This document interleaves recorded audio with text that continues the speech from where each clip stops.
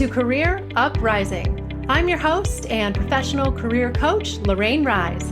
Join me as I guide you through an amazing journey of self-discovery and empowerment. If you are looking for work, changing careers, or stuck in a toxic job, then this is the show for you. I offer both practical and spiritual guidance to help you up-level and advance your career. Let's start the uprising.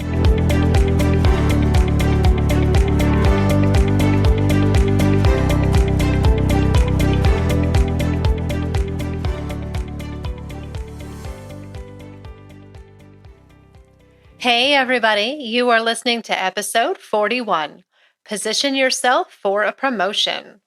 Hey there everybody, welcome to Career Uprising. Yes, it means it's Monday, time for another episode. And Monday is just my favorite day of the week. It didn't used to be, but now it is because Monday is show day. That's the day the show comes out. And you know what you guys probably didn't know? It's that I don't actually even hear the final product, the recording of these shows, until the day that they come out. I probably could if I really wanted to, but you know what? I don't. I listen to them when they come out the same time as you. I think that's pretty cool. It's kind of like being a listener of my own show, you know? I always like to give it one good listen just to hear how it came out and make sure it's as awesome as I thought it was when I recorded it. But yeah, that's today. So thank you for finding me. And like I said, I love Mondays now, but I didn't used to. And if Monday is your least favorite day because you are not liking your job, then you are in the right place, because that is the problem that we fix on this show. So welcome. So what we're going to talk about today, I can't even believe that I haven't gotten into this topic yet. And it's been a good, 6-7 months, something like that with this show or more. We're going to talk about promotions, how to get a promotion. We do a lot of talk about job searching and changing careers, but what about the person who doesn't necessarily want to leave their current company, but they want to move up the ranks? They want to get a promotion. Well, I have got some wonderful tips for you guys today. All right. I'm happy to help you with that. So what is the secret, right, to getting ahead at work? It seems like there kind of is a secret, right? Why do some people get promoted and other people get passed over? We're going to answer that today. And I personally, in my career, have managed and hired and trained, promoted dozens and dozens of people. And it was honestly one of my favorite things to do. One of my favorite parts of my job, of all the jobs that I've had, was hiring and training and promoting. It was my employees. That's what I really, really loved. And I still do that to a certain degree now as a business owner. I do have some writing staff that are wonderful and support my clients with resume writing and LinkedIn profiles and all of that.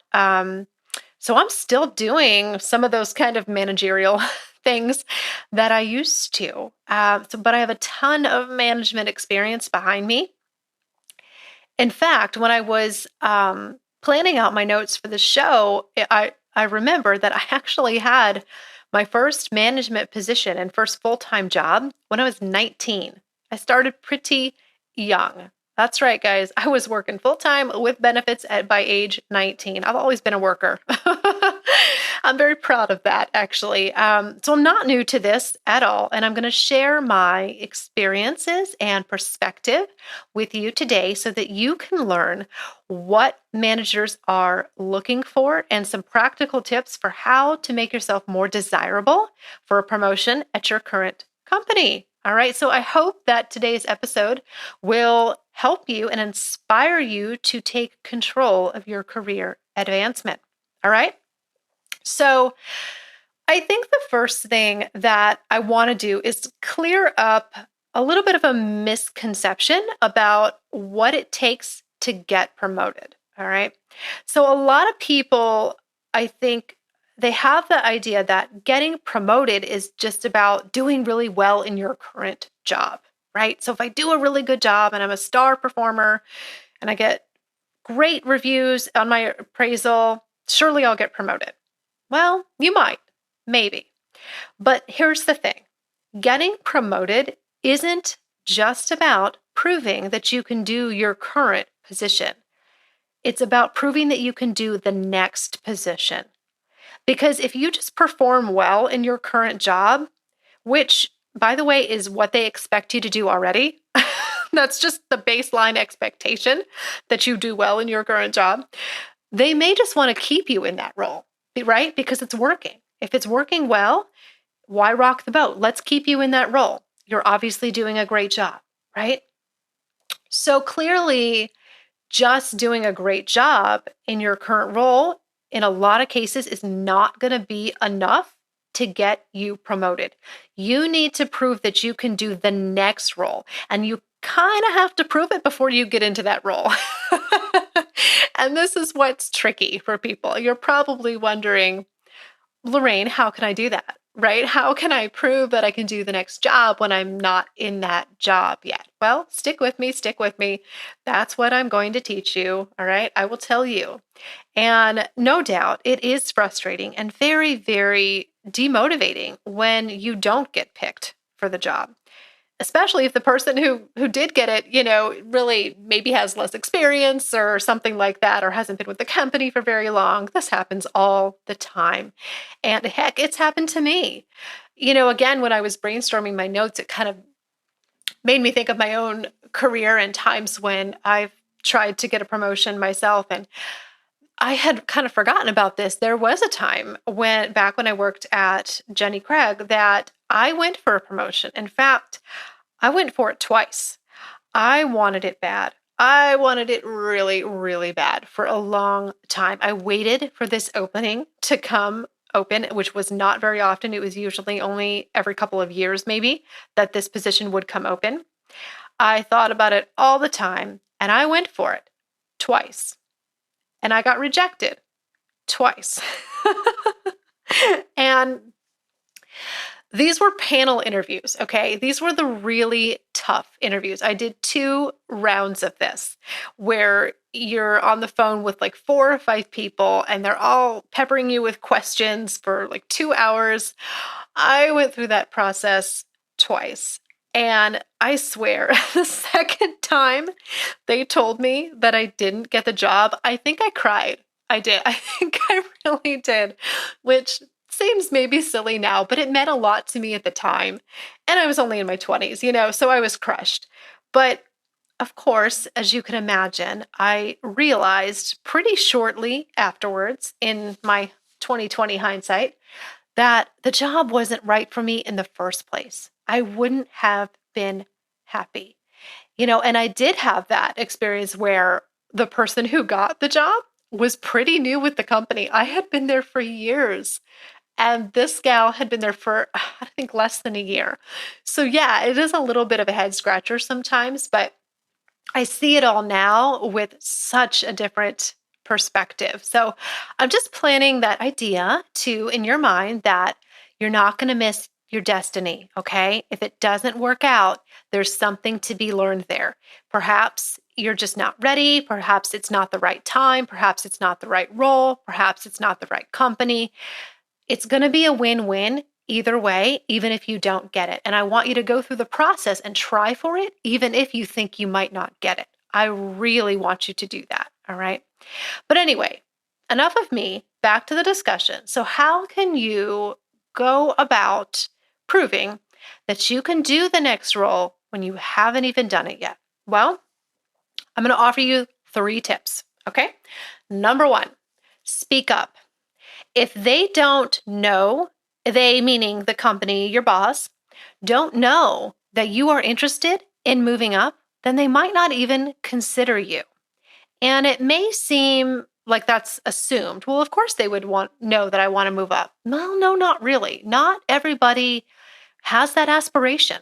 Not everybody wants to be a manager. Not everybody wants to climb the corporate ladder. Not everyone values a certain job title or even a bigger salary. Different things matter to different people. So don't assume that they assume that you want to move up and that you want a certain position. You need to make your desires and your career intentions known to them. So, what I think that you should do, and something that I have done, is check in regularly with your supervisor. Sit down and have a little career path conversation. Even if there isn't an opening right now, make it known that you want to move up, that you want to stay with the company, you want to grow, you want to learn new skills, you want new responsibilities, whatever it may be. And that should an opportunity come open, you would like to talk about it. You would like to be considered for it.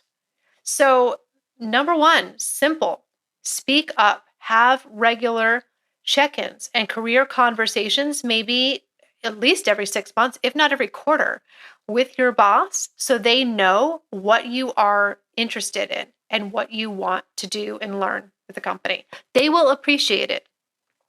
Wouldn't you? Would if you were a boss and one of your employees came to you and said that they loved working for the company and had intentions to stay and grow and move up, wouldn't you like that? I think you would. It's a good thing, all right?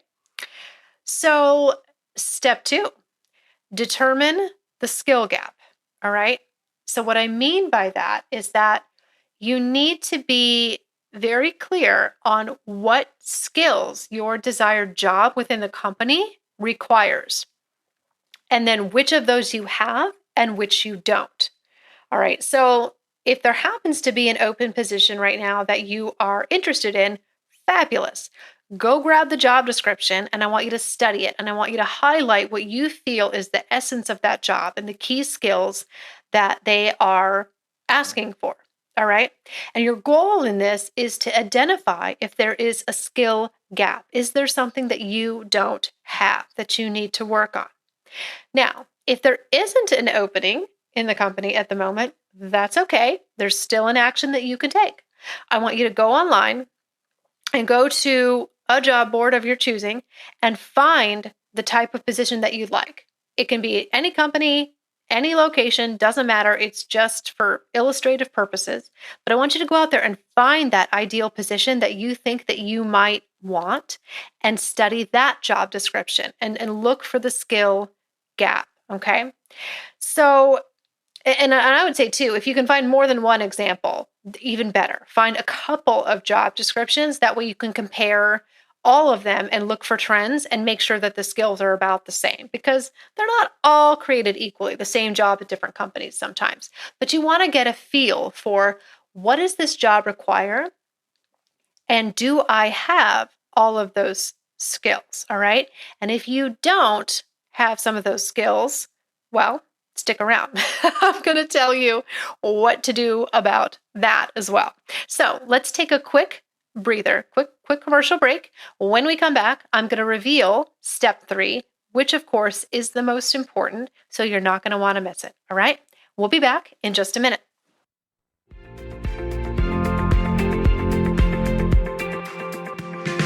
Hey everyone. While the show takes a short break, I want to let you know about a book that I recently wrote. That's right, a book. It's called Career Uprising: Unlock Your Potential and Advance Your Career. And it walks you through how to bring about massive change in your career. And I'm talking about real, lasting change at the deepest levels. You'll learn more about my own career journey and the exact techniques that I have used to create my own success. So if you want to make a big move in your career, but you don't know how, or don't think that you have the courage, go to Amazon.com and purchase the book. It's called Career Uprising: Unlock Your Potential and Advance Your Career. And it's an ebook, so you'll be able to download it through the free Amazon Kindle app and start reading it instantly. And I've priced it very low cost, so you have nothing to lose. I know that you will get massive value from it. All right, let's get back to the show.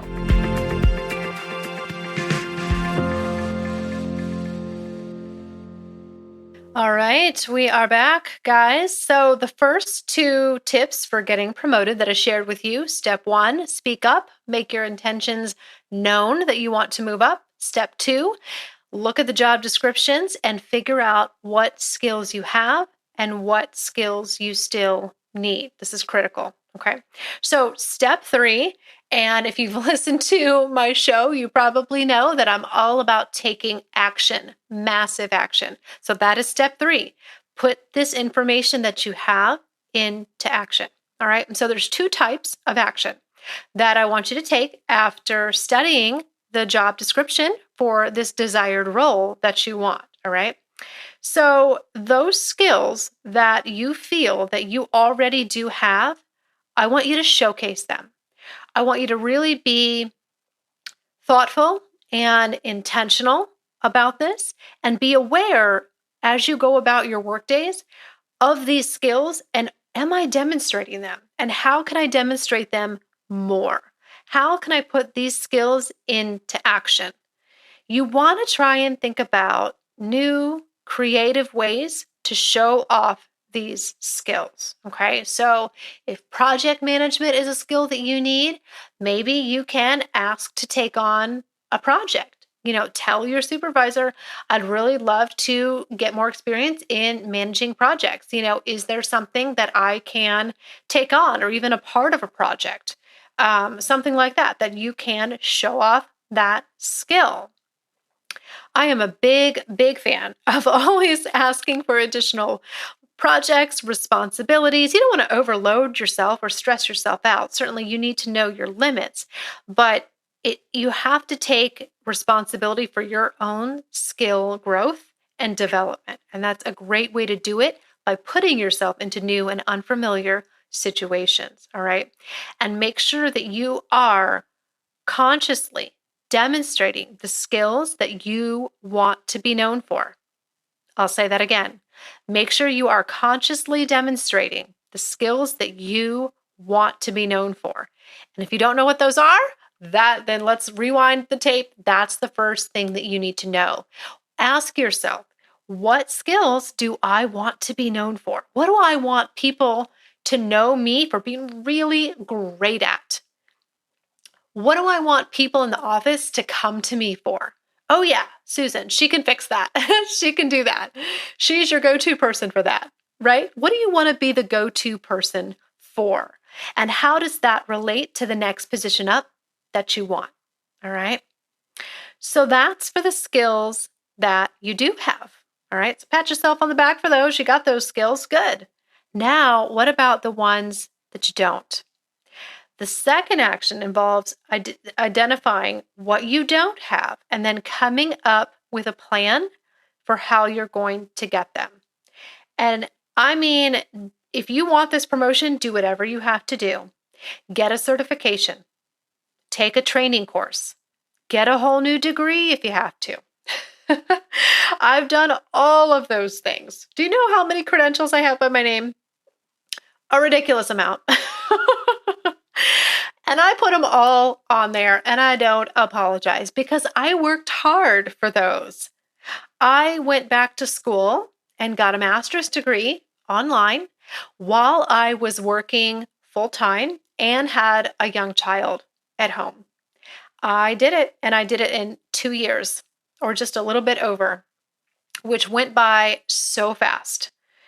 And I got several certifications when I started my practice, got a resume writing one, a career coaching one, and just about a month ago, just for the heck of it, not because I had to, I went and got another professional HR certification, simply because it was just a goal I had always had and I had never done it. I did all of those. So I've got all those things by my name. But what about you? What skills do you want to learn? Where have you held yourself back? All right. I want you to really think about that. Personally, I am just addicted to learning and developing myself and getting new certifications, taking training courses. I am a lifelong learner. I love that stuff. I know that it doesn't come that easily to everyone. For some people, it is a little bit more of an obligation, just something that you have to do, and that's okay. But see it as an investment in yourself long term. All right. So sometimes the skill is something that you can get without going back to school. Sometimes it's not. It could be a soft skill like communication or managing people, negotiations, something like that. So in that case, wherein it's not quite so cut and dry, you can't just go get a certification in it, get help from someone. Identify someone in your network who is good at that and ask them for advice. Ask them to mentor you, even. Trust me, they'll be flattered. People like to be an expert in something, right? And they want to help you. But I would seek out someone who has the skills that you want and ask them for advice. How can I get this skill? How can I be better at this? What advice do you have for me? Will you mentor me? Something like that. That is what I would recommend. But you've got to find a way to fill that gap. And sometimes you have to take the long view. Some skills will be quick and easy to get in a couple of weeks or a couple months. Some might mean you've got to invest in going back to school for 2 years. Okay, get started. Roll up your sleeves and get started. This is what I have done. And I'm a big proponent of taking responsibility for your own career advancement. Okay. And part of what that means sometimes is financial responsibility. All right. So that a lot of times I've come across people sometimes who don't want to, for example, if their employer is not going to pay for it, if they're not going to get reimbursed tuition-wise, they don't want to go do it. They don't want to go get that cert or go get that degree.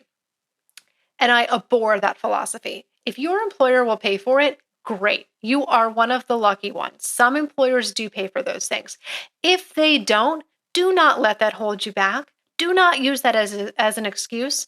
I am 100% self-made and self-financed. Every degree, every cert I've had, I have paid for it. I've never had the luxury, even when I was employed by an employer, I've never had the luxury of having an employer who reimbursed me for something. Not one time. Okay. And I have 2 degrees and like 3 or 4 certifications. Self-made and self-financed. And you know what? It makes it a little sweeter. It really does. I'm really proud of that. But the bottom line is make your intentions known. Speak up. Let them know that you want to move up. All right.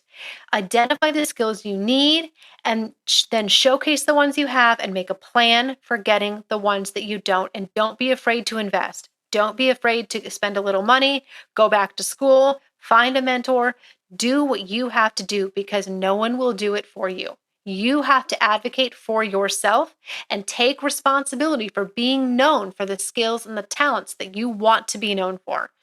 And of course, remember what I said at the beginning of the show or around the middle of the show, that getting promoted isn't just about doing well in your current role. It's about showing that you can do the next role. So align yourself with people who are doing that role and allow them to be a role model for you so you can learn how to do it. All right. This one was kind of short and sweet. I hope that helps you guys. That is it for episode 41, positioning yourself for a promotion. I hope that it helped you. And if you want to get promoted or look for a position out on the external market, let me know. Coach with me in 2019 or whatever year you're listening to this. At this point, it could, who knows when you could be listening, but consider coaching with me. I'd love to help you get there. All right. And so you can learn more about me at my website, worksmartcounseling.com, and I'll help you to apply all of these principles. All right. But until then, I love you guys. Have a wonderful, wonderful week. Go out there, be bold, be magnificent, and get promoted. And I'll talk to you next time.